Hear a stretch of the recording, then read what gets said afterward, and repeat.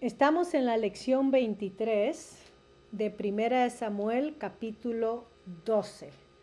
Vamos a empezar desde los versículos 13 en adelante. Primera de Samuel 12, versículos 13 en adelante. Hoy vamos a ver 6 características de liderazgo. 6 características de liderazgo. Hemos estado estudiando las características del liderazgo de Samuel como el líder espiritual de Israel, y vamos a seguir entonces estudiando a Samuel a través de cómo él interactúa con el pueblo.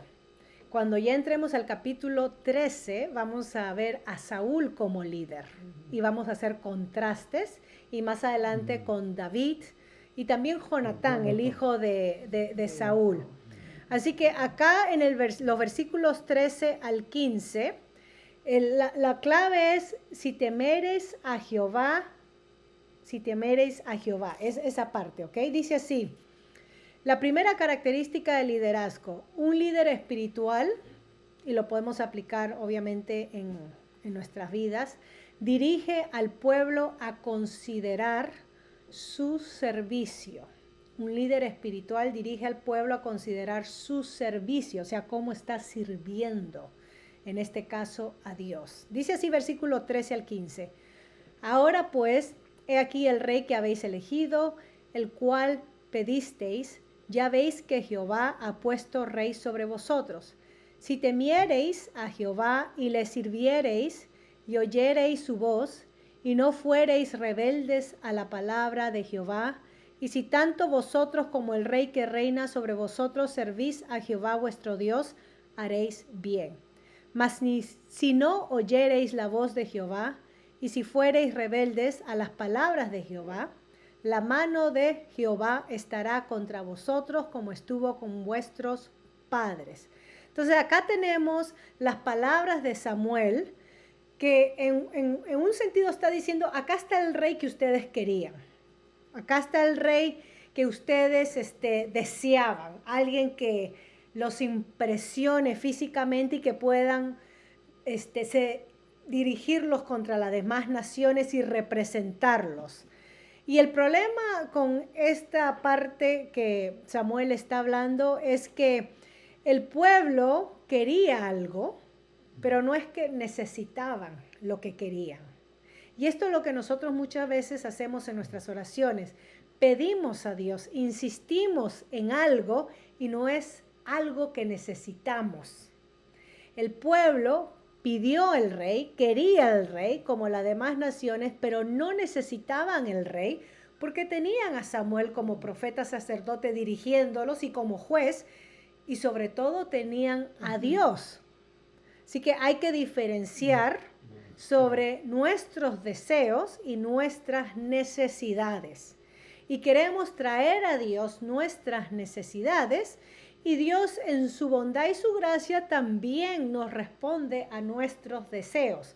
Pero no seamos como niños caprichosos, insistiendo en algo, porque puede ser que Dios nos permita tenerlo, como en el caso de Israel con Saúl, y termina entonces en un sentido lastimándonos o algo contraproducente para nuestras vidas.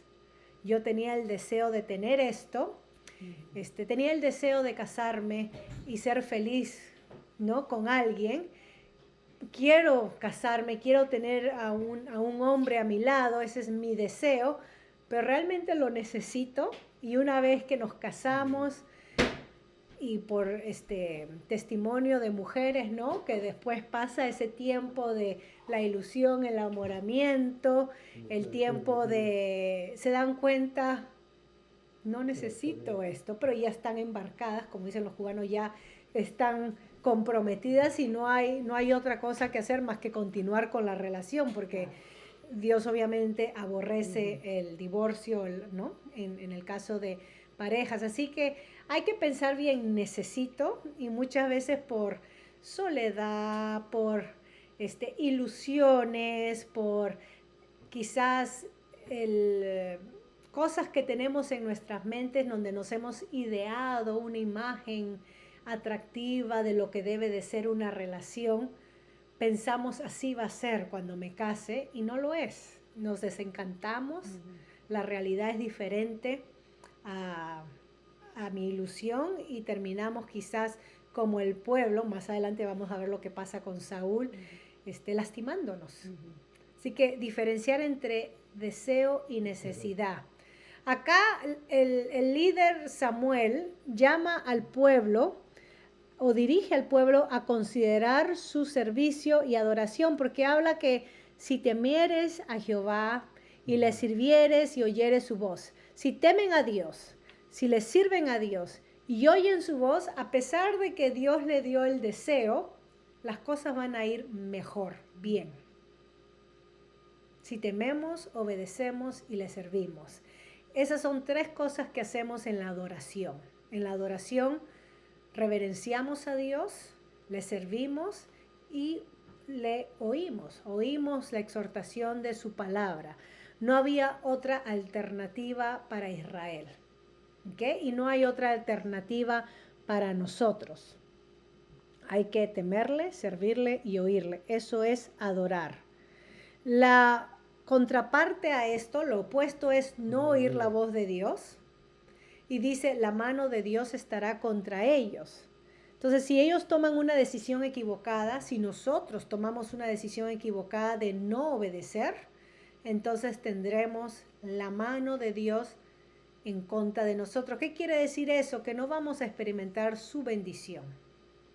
Experimentaremos la rebelión, la desobediencia, experimentaremos nosotros entonces como un abandono, como que si Dios nos ha abandonado, como, Señor, ¿dónde estás cuando te necesito? Entonces debo de preguntarme, ¿le he estado obedeciendo? ¿Me he estado rebelando?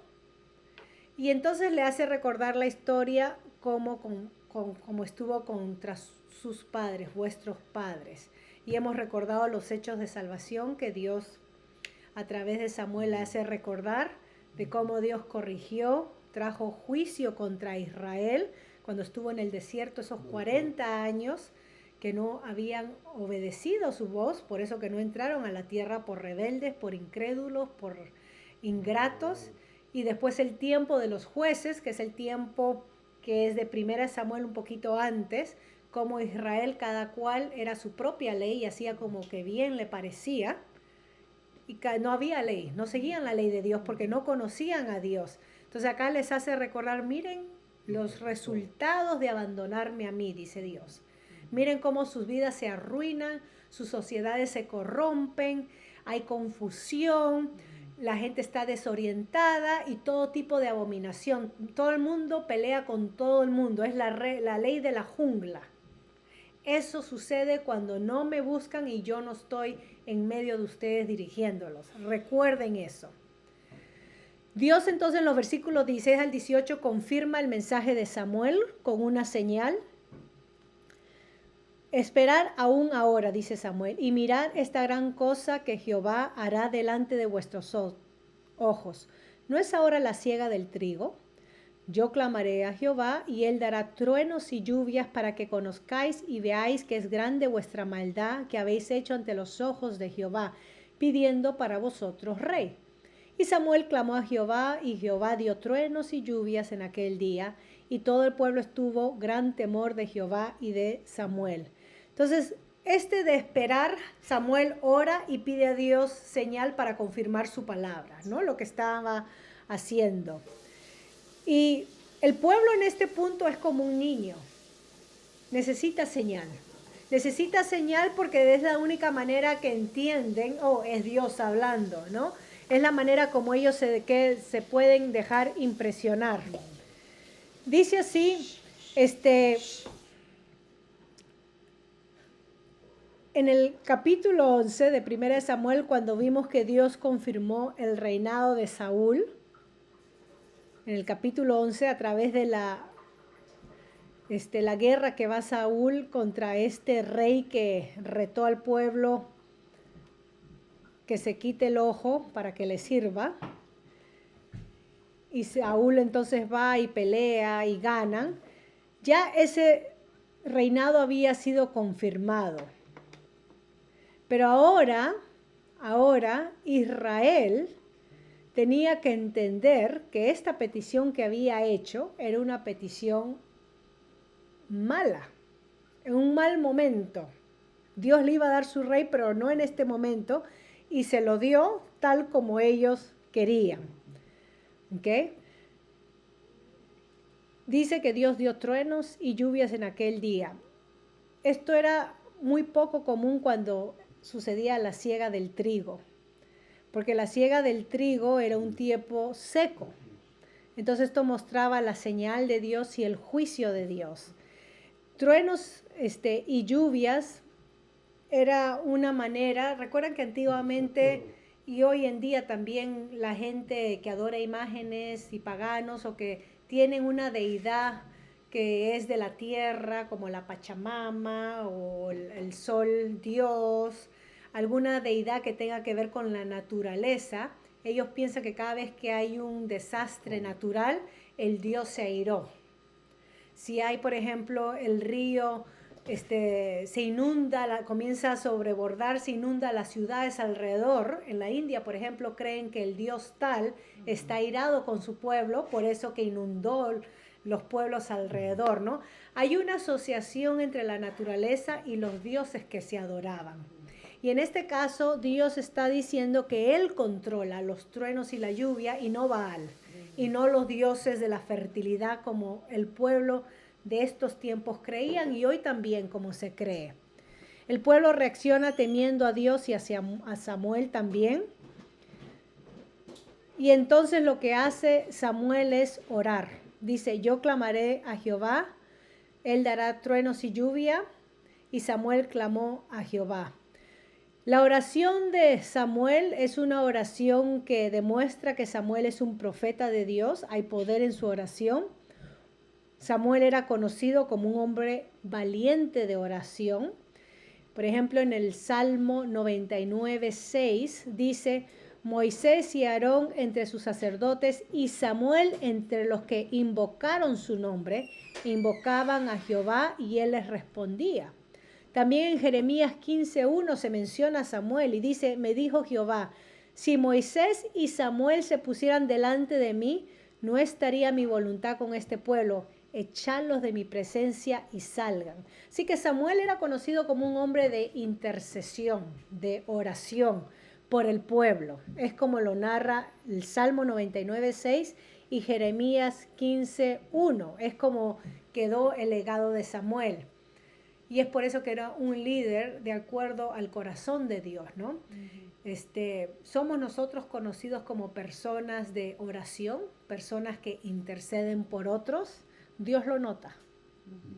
Y quizás Samuel nunca pensó que iba a quedar registrado su nombre en los salmos, pero quedó. Y los salmos vinieron mucho después que el tiempo de Samuel, con David y los demás compositores.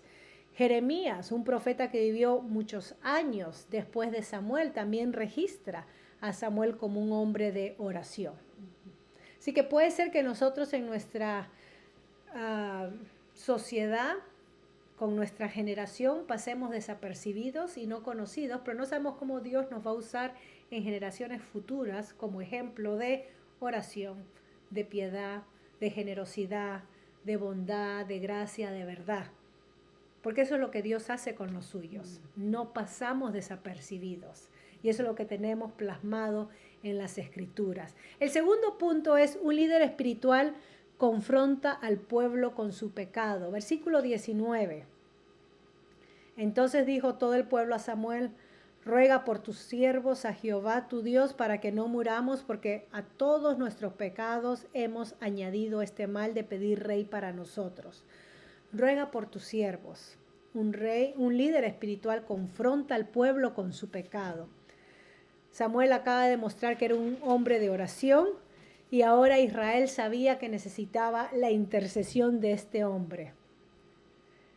Lo interesante del reconocimiento de Israel dice, porque a todos nuestros pecados hemos añadido. Al fin Israel reconoce que la petición de querer un rey era pecado. Demasiado tarde, porque ya Saúl había sido coronado, ya había sido ungido, ya había sido escogido, pero al fin lo aceptan, ¿no? ¿Y cuántas veces nosotros reconocemos nuestra ofensa, nuestra maldad cuando ya es muy tarde, cuando ya vemos los resultados de nuestras decisiones? Ya es muy tarde, ya no podemos regresar atrás porque ya ha sucedido cosas que no se pueden deshacer. Tenemos que entender eso, ¿no? Hay veces muy tarde nos damos cuenta del reconocer nuestros pecados, pero nunca es tarde para arrepentirnos delante de Dios. Dios en su gracia todavía podía cambiar para bien si Israel se seguía en esta actitud de arrepentimiento y de buscar a Dios. Dios todavía podía seguir, ¿no?, bendiciendo a su pueblo. El tercer punto es: un líder espiritual exhorta al pueblo a caminar recto delante de Dios hoy, no mañana, no pasado mañana, sino hoy. Caminar recto delante de Dios hoy. Y Samuel respondió al pueblo, versículo 20 al 25, no temáis, vosotros habéis hecho todo este mal, pero con todo eso no os apartéis de en pos de Jehová, sino servirle con todo vuestro corazón. No os apartéis en pos de vanidades, esos ídolos, que no aprovechan ni libran, porque son vanidades, pues Jehová no desamparará a su pueblo por su grande nombre. Porque Jehová ha querido hacerlos pueblo suyo, y así que lejos sea de mí que peque yo contra Jehová, cesando de rogar por vosotros. Antes os instruiré en el camino bueno y recto. Solamente temed a Jehová y servirle de verdad con todo vuestro corazón, pues considerad cuán grandes cosas ha hecho por vosotros.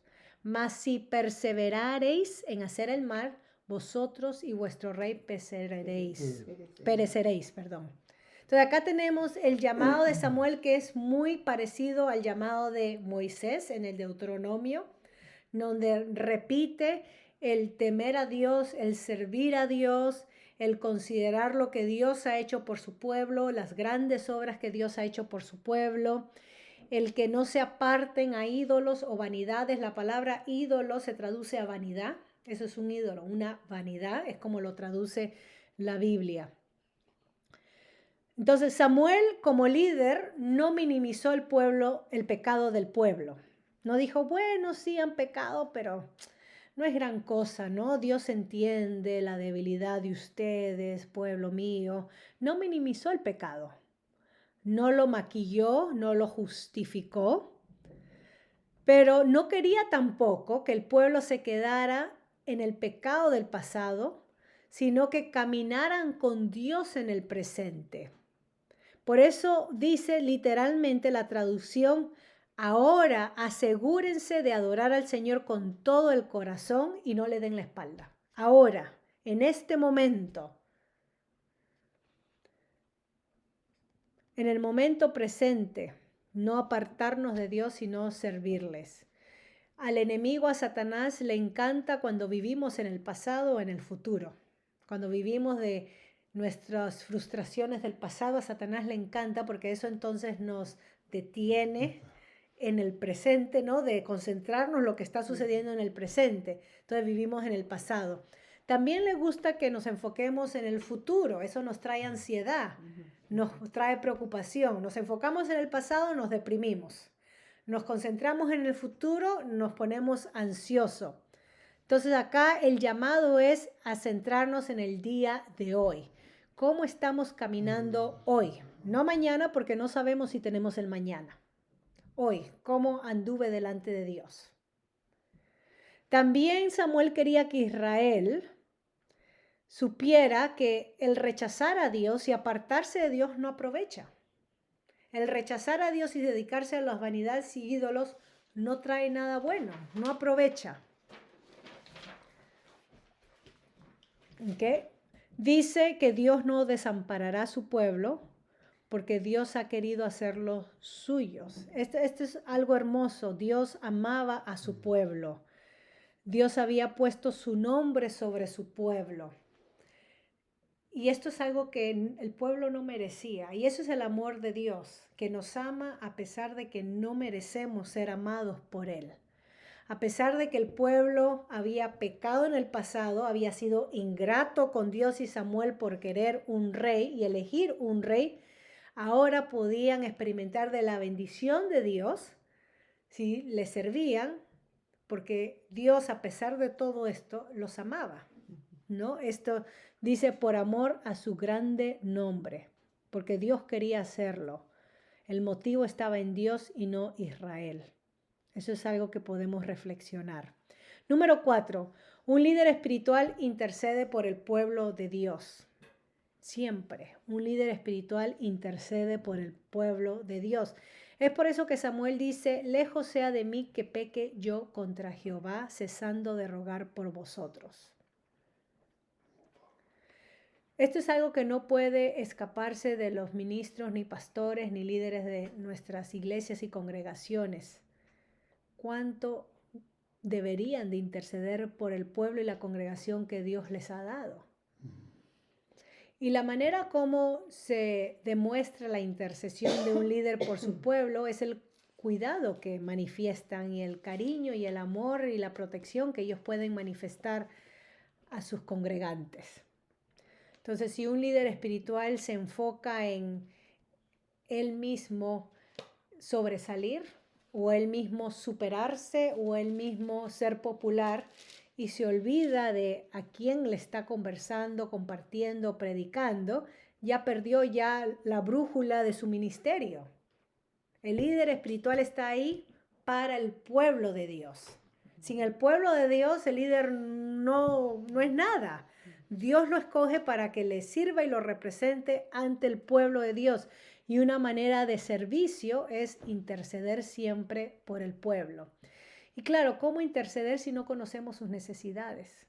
¿Cómo puede el pastor interceder por sus congregados si no conoce qué problema está pasando cada una de esas personas? Si cada vez que se reúnen, el pastor es el centro y solamente habla de sí y no pregunta, ¿cómo estás? ¿Tienes alguna necesidad? ¿Tienes alguna petición de oración?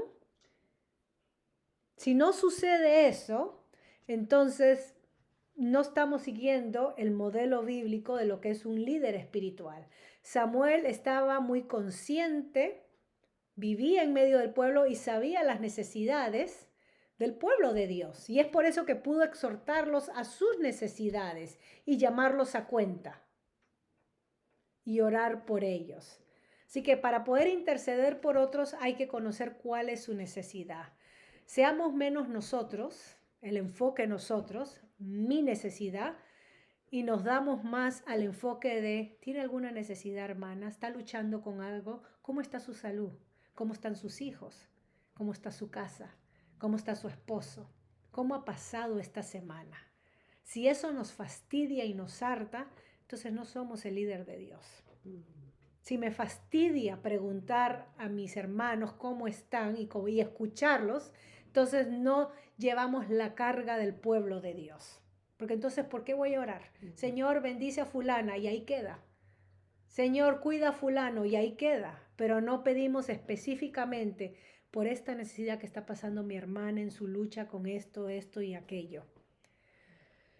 Entonces Samuel sabía que lo mejor que él podía hacer para el pueblo era orar por ellos.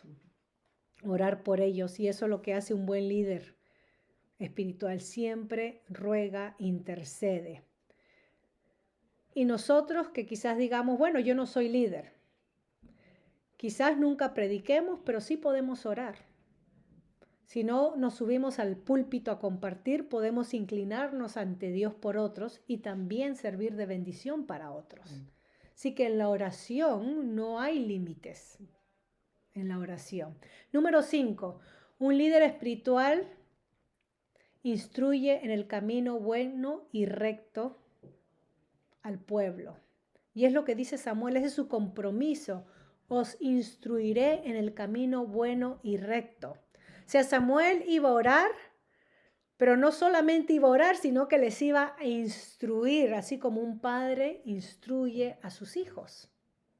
Samuel continuaría cumpliendo fielmente ese rol de transmitir las enseñanzas de Dios al pueblo, aunque había un rey. Él no se retiraba de esta función de instruir al pueblo. Sí, Samuel da un paso al costado y permite que Saúl emerja como líder, pero él no iba a abandonar al pueblo en los aspectos espirituales que debía ser formado según la palabra de Dios. Samuel seguiría dirigiendo y sirviendo a través de la oración y la enseñanza. Y eso es lo que hace un líder espiritual. Siempre intercede y siempre enseña lo que es bueno y recto, porque necesitamos recibir instrucción. En el momento que el líder espiritual se convierte en un payaso de entretenimiento para que el pueblo se sienta bien y se ría un poco en esa media hora que tiene de discurso, entonces no está instruyendo, no está enseñando nada. Si hace una apología de un instrumento, o si hace una apología de un pajarito, o si cuenta cuentos, etcétera, eso no es instrucción. Entonces, cuando escuchemos a un predicador, a un líder espiritual, ¿me está instruyendo en la palabra? Esa es la primera pregunta, ¿no? Y si decimos sí, me está instruyendo, entonces eso es lo que se debe cumplir. Pero si se para a hablar tonterías o entretener y no abre la Biblia y no instruye nada de la Biblia, o me da palabras motivacionales, entonces no es un líder espiritual. Puede ser un comediante o una persona motivacional, un entrenador motivacional, no es un líder espiritual. La instrucción nuevamente es temer a Dios, considerar cuán grandes cosas Dios ha hecho por vosotros. Eso le está instruyendo en este momento. Todo nuestro servicio, toda nuestra obediencia, todo nuestro amor por Dios debe ser puesto en este contexto. Lo hacemos por las grandes cosas que Dios ha hecho por nosotros. Recordamos qué Dios ha hecho por mí, cómo Dios me ha guiado en mi vida, cómo Dios me ha protegido, me ha dirigido, me ha abierto las puertas, me ha suplido para mis necesidades y no me ha abandonado. Ha puesto gente querida en mi camino para que me sirva. Todo eso es Dios. Hay personas que dicen gracias a mí. Cuando uno dice gracias a Dios que encontró trabajo, no, gracias a mí que se lo di. ¿Y a quién usó Dios? Sí, te usó a ti, pero ¿quién merece las gracias? Es Dios. Y cuando la gente dice gracias a mí, le está quitando a Dios la honra y la reverencia que Él se merece, y tenemos que temer. Porque con Dios no podemos juzgar, no podemos juzgar. Jugar. A Dios no se puede, no podemos pretender que usurpamos su lugar. Hay que temerle a Él. Entonces, cuando la gente te dice gracias por esto, gracias a Dios. Dios nos dio la oportunidad, Dios abrió las puertas, Dios me permitió servirte. Siempre hay que reconocer a Dios y no quedarnos nosotros gracias a mí. No es que soy yo, no, es Dios. Y eso es lo que está haciendo Samuel acá, que consideren lo que Dios ha hecho por vosotros, grandes cosas que recibimos a través de la fe. No hay que perder la perspectiva, sino todo se distorsiona. Y mucha gente tiende a magnificar sus problemas y pierden de vista las grandes cosas que Dios ha hecho por nosotros.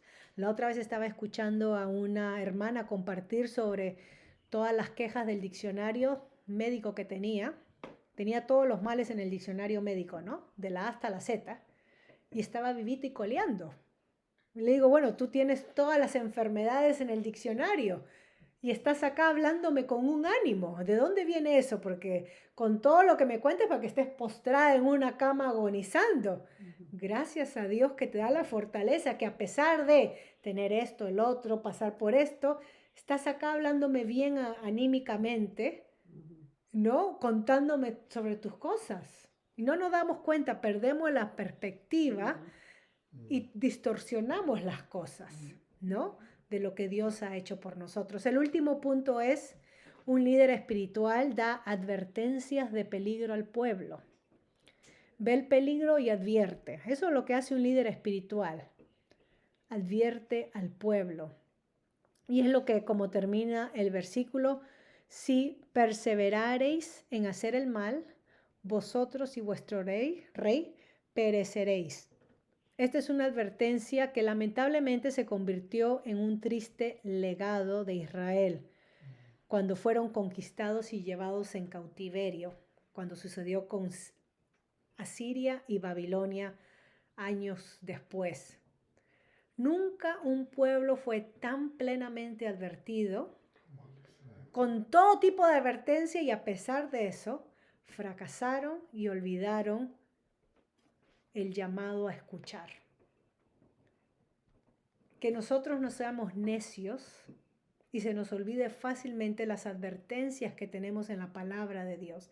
Tenemos advertencias de peligro, de cuidado, muchas advertencias, desde el amor al dinero, desde a quién servimos, desde el cómo nos comportamos con nuestros hermanos, si es por interés propio, si es para ganar audiencia, si es para yo misma ufanarme o hacerme popular. Tenemos muchas advertencias de cuidado, cuidado, no vayan por ahí porque van a terminar mal. La Biblia está llena de advertencias. El juzgar injustamente, el dejarnos que nos hagan cosquillas con novedades y falsas enseñanzas, etc. Así que Israel es el ejemplo del pueblo de Dios que fue siempre advertido y terminó mal. Y acá Samuel, cientos de años antes del cautiverio, empieza a advertir al pueblo. Y eso es lo que hace un líder espiritual, da advertencias de peligro al pueblo. Un líder espiritual instruye sobre el buen camino, intercede por el pueblo, siempre está intercediendo, exhorta. Instruir es impartir palabra, enseñanza. Exhortar es, cuando hablamos de exhortación, estamos hablando de, tiene que ver con instrucción también, pero tiene que ver con corrección. Corrección, en su enseñanza empieza a corregir.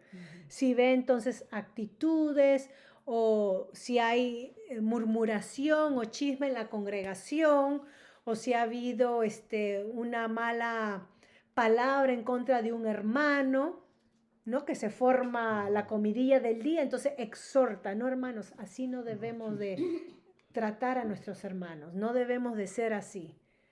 La hermana salió de la iglesia y no la cortamos, sigue siendo nuestra hermana. Exhorta al pueblo a seguir sirviendo a aquellos que salieron de la congregación.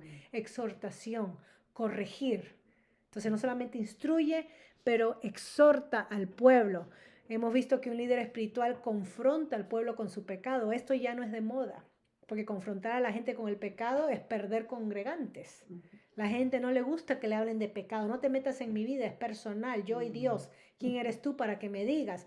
Pero ¿qué si viene a la iglesia mi diácono que se fue, no sé, a Cuba y se casó por allá y ahora me da la noticia de que tiene su nueva esposa? ¿No? ¿Qué hacemos? ¿Qué hacemos con eso? Confrontar al pueblo con el pecado. Entonces, si le dejamos pasar porque es hombre y es líder, pero si es una mujer, le damos duro como a esa mujer que fue hallada en adulterio, pero no estaba la otra persona y ya todo el mundo quería tirarle las piedras. Y Jesucristo dice, el que tiene de vosotros libre de culpa empiece, y ninguno pudo hacerlo.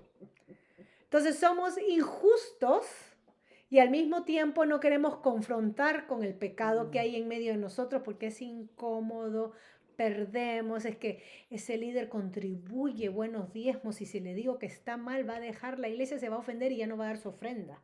Y de eso depende mi salario, ¿no? Entonces no confrontamos y nos quedamos callados. Y por último, como vimos en el primer punto, un líder espiritual dirige al pueblo a considerar su servicio. ¿Cómo está sirviendo a Dios?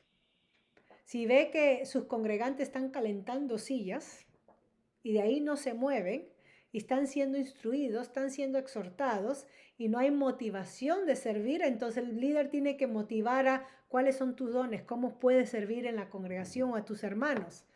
Pero no quedarse quieto, bueno, que se sigan calentando sillas y yo sigo dando mi retórica todos los domingos y está bien, total, ¿qué voy a hacer? No, hay que también dirigir al pueblo en que considere cómo está sirviendo dentro de la congregación y fuera de la congregación. Si no mueve al pueblo al servicio, entonces algo anda mal. Lamentablemente en nuestras iglesias es un 2% el que sirve. Dice que el 2% hace 98% del trabajo. No llega ni al 10%. Ese 2% son los sugieres, los ancianos, los que preparan la comida, los que recaudan fondo para misiones, son las hormiguitas y el resto viene 5 minutos antes a sentarse, a criticar y a ver las fallas o no vienen.